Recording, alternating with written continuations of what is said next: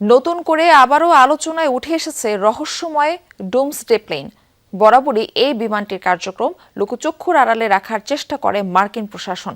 তবে বিশ্বে চলমান ভূ রাজনৈতিক অস্থিরতার মাঝে এই বিমান নিয়ে নতুন জল্পনা সৃষ্টি করেছেন মার্কিন যুদ্ধমন্ত্রী পিট হেগসেথ। বিভিন্ন মার্কিন গণমাধ্যমে তথ্য বলছে, গেল বৃহস্পতিবার এই বিমানে করেই লস অ্যাঞ্জেলেস আন্তর্জাতিক বিমানবন্দরে অবতরণ করেন হেগসেথ।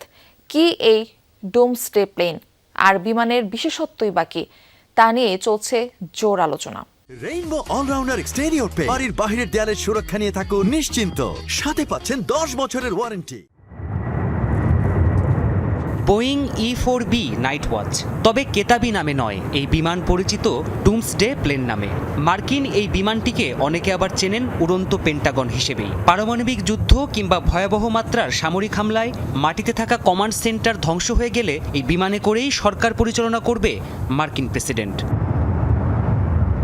বোয়িং 747-200 বিমানকে মডিফাই করে এই বিশেষ উড়োযান তৈরি করা হয়েছে। নিশ্চিত করা হয়েছে ভয়াবহ পারমাণবিক বোমা বিস্ফোরণ থেকে সৃষ্ট তেজস্ক্রিয়তা আর শক্তিশালী ইলেকট্রোম্যাগনেটিক ফোর্সের প্রভাব পৌঁছাবে না এর ভেতরের কক্ষে। ফলে এমন পরিস্থিতিতেও বিমানের যাত্রী আর গুরুত্বপূর্ণ যোগাযোগ যন্ত্রাংশ সুরক্ষিত থাকবে।